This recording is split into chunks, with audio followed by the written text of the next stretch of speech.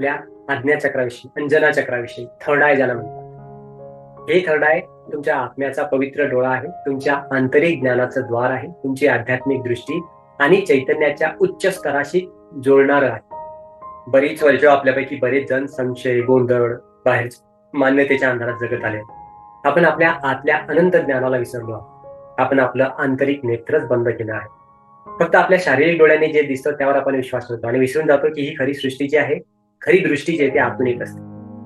म्हणून आज आपण जागे होणार निवडणार आहोत आणि आज आपण आपले हे जे तृतीय नेत्र म्हणतात किंवा एक आध्यात्मिक कारण की हे एक आध्यात्मिक संकल्पना नाहीये, खरं हे एक वास्तविक ऊर्जा केंद्र आहे. जे जर संपूर्णपणे बॅलन्स असेल, ऍक्टिव्हेट असेल तर तुम्ही ते वास्तविकपणे अनुभवू शकतात आणि ते तुमचं जीवन बदलू शकतं. तुम्ही तुमच्या अंतर्ज्ञानावर विश्वास ठेवायला लागाल त्याने. उच्च आत्म्याकडून ते मार्गदर्शन, त्या विश्वाकडून तुम्हाला मार्गदर्शन मिळायला लागणार. व्हिडिओमध्ये जर तुम्हाला पूर्णपणे समजत नसेल, काही डाऊट असतील, कन्फ्युजन असेल तर वेबसाईटवर जाऊन तुम्ही माझ्या गायडन्ससाठी रिक्वेस्ट करू शकता. मेसेज दिलेला, तिथं नंबर दिलेला आहे. आपण कनेक्ट करून मी तुम्हाला प्रॅक्टिकली या सगळ्या गोष्टी दाखवेल आणि शिकवेल फ्री ऑफ कॉस्ट. ठीक आहे, चला या चक्राबद्दल आता जाणून घेऊया. हे अद्भुत ऊर्जेचं केंद्र आहे. त्याचं जे नाव आहे ते आज्ञा चक्र. आज्ञा म्हणजे समजणे, आदेश देणे किंवा आदेशाचा केंद्र. त्याचे जे स्थान आहे ते कपाळाच्या मध्यभागी आहे, दोघं भुवयांमध्ये. ते तृतीय नेत्र म्हणून ओळखली जाते ती जागा. तत्व ज्योत, स्पष्टता, अंतर्दृष्टी आणि दैवी दृष्टीचं तत्व. रंग जांभळा आणि त्याची जी फ्रिक्वेन्सी आहे ती आहे 852 हर्ट्झवर, जी अंतर्ज्ञान जागृत करण्याची, आध्यात्मिक व्यवस्थेकडे परत येण्याची जी फ्रिक्वेन्सी असते, उच्च चैतन्यात प्रवेश करण्याची ती फ्रिक्वेन्सी असते. चिन्ह आहे 2 पाकड्यांचे कमळ, त्यात खाली त्रिकोण, खाली तोंड केलेला त्रिकोण आणि मध्ये पवित्र ओमचं चिन्ह. एक द्वैताची एकता आणि पारमार्थिकता ते दर्शवत असतं. आज्ञाचक्र म्हणजे तुमचं अंतर्ज्ञान केंद्र, तुमचं अंतर्दृष्टी, कल्पकता, ज्ञान, आध्यात्मिक अवलोकनाचं केंद्र आणि हे तुमच्या आत्म्याचं आसन म्हणून पण ओळखलं जातं. आणि शारीरिक आणि आध्यात्मिक क्षेत्रांमधील अंतर हे भरून काढतं. जेव्हा हे चक्र ऍक्टिव्हेट असतं, संतुलित असतं, तेव्हा तुम्ही भ्रमांच्या पलीकडे जाऊन सत्य बघता. सहजपणे तुम्हाला मार्गदर्शन मिळतं आणि तुमच्या आंतरिक ज्ञानावर याचा खूप परिणाम होतो आणि तुम्ही जीवनात संचार करता मुक्तपणे. याचं महत्व काय आहे तर तुमचं जे आज्ञाचक्र आहे ते जर जागृत असेल किंवा बॅलन्स असेल तर तुम्ही उच्च चैतन्याकडे हे जाण्याचं द्वार आहे. तो एक डोळा आहे की जो शारीरिक दृष्टीने पाहता येत नाही, ते आपण या नेत्राने बघू शकतो. आणि ऊर्जा, सत्य, संयोग, अनुभवाचा सखोल अर्थ तुम्हाला समजतो. जेव्हा हे संतुलित असतो तेव्हा तुम्हाला अनुभव कसे येतात की वाढलेलं अंतर्ज्ञान. तुम्हाला गोष्टी कशा माहीत आहेत हे समजत नाही, पण ते तुम्हाला त्या गोष्टी तुम्ही समजून घेता. स्पष्ट दृष्टी, शाब्दिक, रूपात्मक दोन्ही रीतीने तुम्ही सत्य पाहता आणि अनुभवता. तुमची कल्पकता वाढते, तुमची सर्जनशीलता ही दृष्टीच्या मर्यादे पलीकडे जाते. आध्यात्मिक जागरूकता येते, स्वतःपेक्षा मोठ्या गोष्टींशी, त्या हायर सेल्फशी तुम्ही जोडले जातात. आंतरिक मार्गदर्शन येतं, उच्च आत्म्याकडून संदेश आणि अंतर्दृष्टी, ज्ञान मिळणं सुरू होतं. जागृत स्वप्न आणि ज्वलंत स्वप्न, तुमचे प्रत्येक स्वप्न हे समृद्ध, अर्थपूर्ण आणि शिकवणारं बनतं. मानसिक दृष्ट्या स्पष्टता, गोंधळ हा विरतो आणि तुम्ही शुद्धतेने सगळं काही बघू शकता. तुमच्या मेंदूवर, तुमच्या डोळ्यांवर, पिनियल ग्लँडवर याचा परिणाम होतो या चक्राचा. तर तुमच्या संपूर्ण मज्जासंस्थेवर हा परिणाम करतो. बाहेरच्या गोंधळाऐवजी आंतरिक ज्ञानाने मार्गदर्शित करण्याची आणि जगण्याची ही गुरुकिल्ली आहे. हे चक्र जर असंतुलित असेल तर काय, किंवा हे बंद असेल तर काय, तेव्हा तुम्हाला काय काय अनुभवाला येऊ शकतं ते आपण बघूया. जसं की डोकेदुखी, कपाळाच्या विषय त्या कपाळाच्या भागात, दृष्टीच्या समस्या, डोळ्यांवर ताण, निद्रानाश किंवा विस्कळीत झोपेचे पॅटर्न्स, सायनसचे प्रश्न, सायनेसची समस्या, हार्मोनल इम्बॅलन्स, न्यूरोलॉजिकल समस्या, भावनिक किंवा अनेक पद्धतीचा ताण, स्पष्टतेचा अभाव नसतो ना कारण, तर तो सततचा गोंधळ, निर्णय घेण्यासाठी तुम्हाला म्हणजे कन्फर्म करावं लागतं, विश्वास राहत नाही, इतरांकडून पुन्हा चेक करावं लागतं.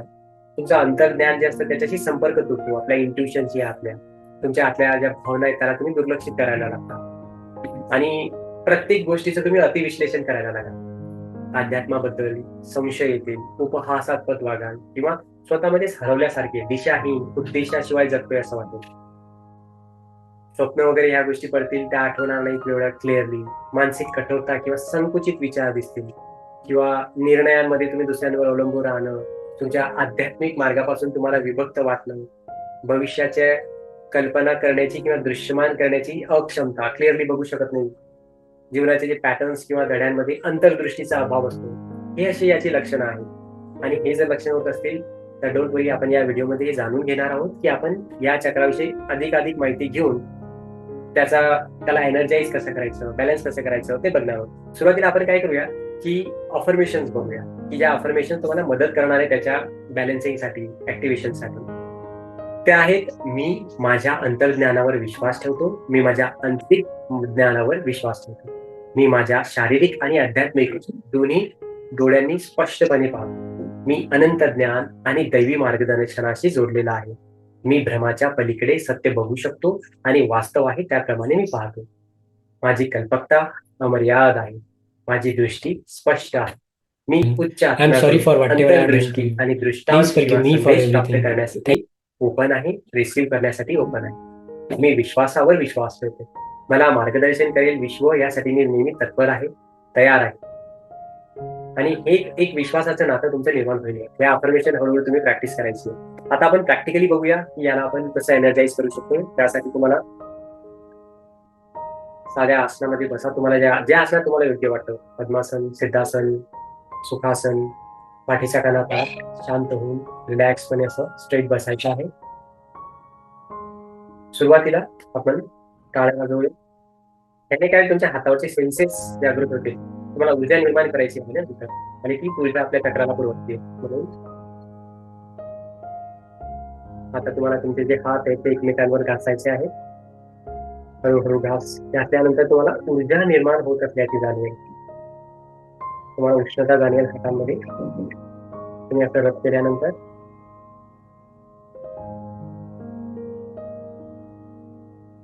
आता उष्णता जाणवायला लागल्यानंतर तुम्ही हात असे दूर नेऊ शकता. जर तुम्ही असं लांब न्याल तेव्हा बघाल की एक चुंबकीय शक्ती त्या दोघा हातांमध्ये आहे. तुम्हाला ते सेन्सेशन फील होणार ऊर्जेचं. या ऊर्जेला असं गोळा करायचं आहे आणि याचा एक चेंडू बनवायचा आहे असा. आणि हा जो ऊर्जेचा चेंडू आहे हा तुम्ही तुमच्या थर्ड आयवर म्हणजे कपाळाच्या मध्यभागी असं घेऊन जायचं. ते हाताने तुम्ही फील करू शकता की तुमचे हात, त्यातून निघणारी जी ऊर्जा आहे ती कशी तुमच्या भुवयांच्या मध्ये जात आहे, तुमच्या या चक्रावर त्याचा काय परिणाम होतोय. तुम्ही तिथं सेन्सेशन फील करू शकाल. एक्सपिरियन्स करा ते. आता याचा बीज मंत्र आपण म्हणणार आहोत. त्याच्यासाठी आधी दीर्घ श्वास घ्यायचा आणि बाहेर सोडताना ओमचा उच्चार करायचा. पूर्ण लक्ष हे फक्त चक्रावर ठेवायचं. श्वास सोडताना आणि उच्चार करताना ऍज इफ तिथे चक्र वाढत आहे, एक्सपॅन्ड होत आहे, ऊर्जा निघत आहे त्यातून, असं व्हिज्युअलाइज करायचं. सुरू करूया.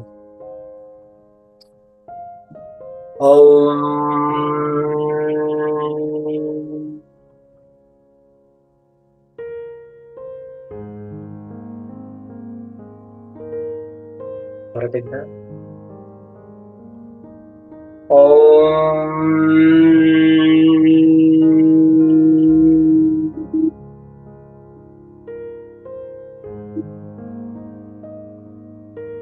परत एकदा.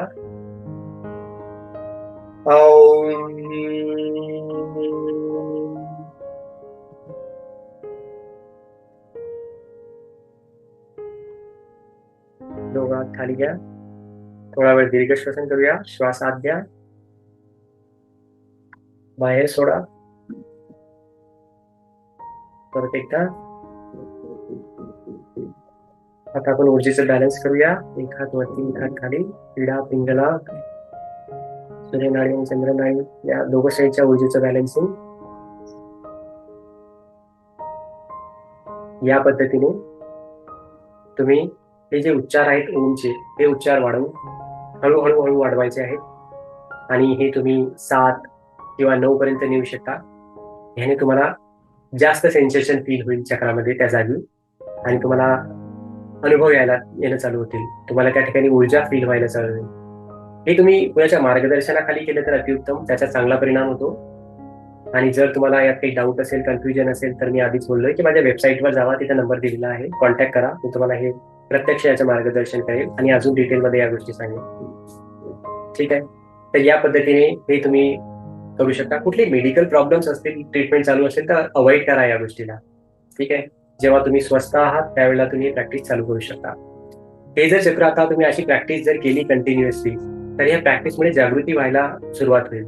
आणि ते तुम्ही कसं ओळखाल की हे सक्रिय होत आहे, संतुलित होत आहे, तर त्यावेळेला तुम्हाला कपाळाच्या मध्यभागी मुंग्या येणं, किंवा असं थोडं धडधडणं किंवा दबाव जाणवणं, डोळे बंद असतानाही प्रकाश किंवा भूमितीय पॅटर्न्स दिसणं, अचानक अंतर्दृष्टीचे क्षण तुम्हाला जाणवणं, अंतर्ज्ञान वाढलेलं जाणवणं, गोष्टी घडण्याआधी काही काही वेळेला जाणीव होणं, ज्वलंत किंवा भविष्यसूचक स्वप्न पडणं, निर्णय घेण्यामध्ये तुम्हाला स्पष्टता वाढणं, लोकांच्या सभोवतालची ऊर्जा, ज्याला आपण आभामंडल म्हणतो, ते तुम्हाला खुल्या डोळ्यांनी दिसायला लागेल. तेव्हा तुम्ही समजू शकता की आता ही आपली आध्यात्मिक दृष्टी जागृत होत आहे, मजबूत होत आहे. आणि ही प्रॅक्टिस तुम्ही कंटिन्यू ठेवली तर अजून तुमची लेवल वाढत जाते. हे जेव्हा संतुलित होते तर हे किंवा बॅलन्स होते तर त्याचे काय फायदे होतात, तेव्हा तुमचं जे संपूर्ण जीवन आहे ते हळूहळू बदलायला लागतं. भावनिकरित्या तुम्हाला शांत वाटतं, केंद्रित आणि जीवनाच्या उलगड्यावर खोलवर विश्वास ठेवणार वाटतं. चिंता आणि भीती या हळूहळू कमी होतात दीर्घकाळ, कारण की तुम्हाला माहिती आहे की नेहमी तुम्हाला मार्गदर्शन मिळणार आहे. शारीरिकदृष्ट्या तुमची डोकेदुखी वगैरे असेल तर ती कमी होते, दृष्टी सुधारते, झोप शांत लागते, तुमच्या मेंदूचं जे कार्य आहे ते तीक्ष्ण होतं शार्परित्या. मानसिकदृष्ट्या तुमचं मन क्रिस्टल क्लिअर स्पष्ट बनतं, गोंधळ संपतो, तुम्हाला पॅटर्न, जुळणी आणि उपाय सहजपणे दिसतात. आध्यात्मिकरित्या तुम्ही तुमच्या खऱ्या स्वरूपाकडे जागे होता. तुम्ही स्वतःला एक एकत्व, दैवी जुळणी ते फील करू शकता, त्याचा अनुभव येतो तुम्हाला. तुम्हाला अंतर्ज्ञानाकडून मार्गदर्शन, तुमच्या आत्म्याकडून मार्गदर्शन मिळतं. तुमच्या आतल्या भावनांवर तुम्ही विश्वास ठेवायला लागता, त्या इंट्युशनवर विश्वास ठेवायला लागतो. आपण काय करतोय, कुठं जातोय, ह्याच्यात एक स्पष्टता येते. तुमची जी Thank you कल्पकता for आहे ती always खुलून being there येते. in my life. तुमची I love स्वप्न this. ज्वलंत आणि स्पष्टतेने दृश्यमान होतात. तुम्ही प्रेरणा आणि दैवी डाउनलोडच्या ठिकाणाहून निर्माण करता. तुम्ही दृष्टा, दूरदृष्टी, आंतरिक दृष्टीने संचार करणारे ज्ञान तुम्हाला वाटतं. म्हणून ते तुमच्या एक प्रकारची क्लॅरिटी येते, एक प्रकारचे ना इंट्युशन, अशी स्पष्टता येते, शांती फील करता तुम्ही. ते क्लॅरिटीने सगळे कामं करायला लागतात. एवढ्या दिवसापून आपण जी प्रॅक्टिस करतो आहे, थँक्यू व्हेरी मच की तुम्ही प्रत्येक दिवशी त्या व्हिडिओज बघून प्रॅक्टिस करत आहात. तरी मी अजून म्हणेन, कोणाला काही मार्गदर्शन हवं असेल तर तुम्ही नक्की बुक करा आणि हे प्रॅक्टिकली शिकून घ्या. कारण हे सगळे चक्र हे एनर्जीशी जोडलेले आहे आणि एनर्जीचे काम करताना कधीही ते मार्गदर्शनाने केलेलं उत्तम, आणि त्याचा परिणाम पण लवकर भेटेल मग तशा दृष्टीने तुम्ही जर केलं तर. आणि हो, आज हे जे चक्र केलं हे खूपच महत्वाचं आहे, कारण आद्य चक्र आणि सहस्रार चक्र याचे काही दुष्परिणाम, काही वाईट इम्पॅक्ट पण असतात. म्हणून शक्यतो हे मार्गदर्शनाखालीच या 2 चक्रांवर काम करा, तर डायरेक्ट करू नका. कारण हे तुम्हाला शुद्ध चैतन्याकडे, ज्ञान प्राप्तीकडे, परमात्म्याशी एकीकरणाकडे घेऊन जाते. आणि म्हणून हे चक्र करताना थोडं सावधगिरीने करणं गरजेचं आहे.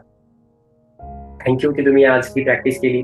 तुम्ही स्वतः एका वेगळ्या दिशेने जात आहात. आता हा जो प्रवास आहे आध्यात्मिकतेकडे जातोय.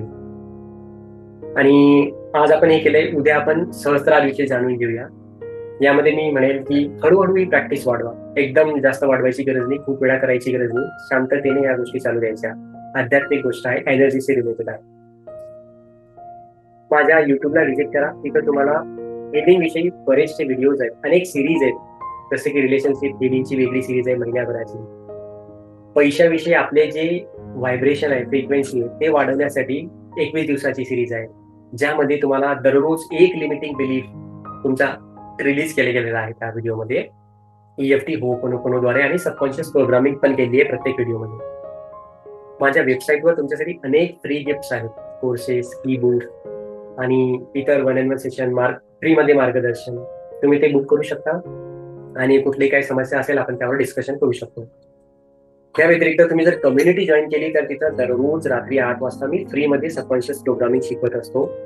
म्हणजे आपली जे ड्रीम लाईफ आहे त्याकडे नेण्यासाठी दररोज कसे पाऊल उचलायचे, कसं प्रोग्रामिंग करायचं सबकॉन्शियसचं, या गोष्टी डेली शिकवल्या जातात. आणि फ्री हिलिंग पण असतं, ज्यांना कुणाला हिलिंगची गरज असेल ते पण डायरेक्टली कनेक्ट करा, फ्रीमध्ये हिलिंग अवेलेबल आहे.